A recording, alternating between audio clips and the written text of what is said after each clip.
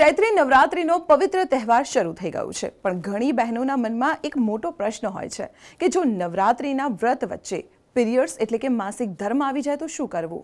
શું વ્રત અધૂરું છોડી દેવું? તો ચાલો આજે આ મૂંઝવણ દૂર કરીએ। શાસ્ત્રો અને વિદ્વાનો અનુસાર જો તમે નવરાત્રિના 9 દિવસના વ્રતનો સંકલ્પ લીધો હોય અને વચ્ચે પીરિયડ્સ આવે તો વ્રત તોડવાની જરૂર નથી। તમે તમારો વિશ્વાસ ચાલુ રાખી શકો છો। માતાજી તો ભાવનાના ભૂખ્યા છે। શારીરિક પ્રક્રિયા ભક્તિમાં બાધક નથી બનતી। જી હા, ખાસ ધ્યાન રાખવું કે આ દિવસોમાં તમારે મૂર્તિને સ્પર્શ ન કરવો કે પછી સીધી પૂજા આરતીમાં ન બેસવું જોઈએ।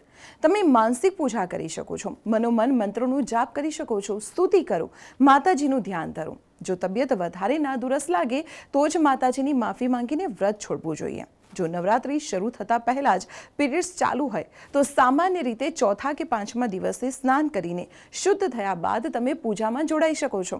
ભક્તિમાં શ્રદ્ધા મહત્વની છે, ડર નહીં। આ માહિતી અન્ય બહેનો સાથે જરૂર શેર કરો અને કમેન્ટમાં લખો જય માતાજી। અને આ સાથે જ આવી મહત્વની ઇન્ફોર્મેશન માટે જોતા રહો સંદેશ ડિજિટલ।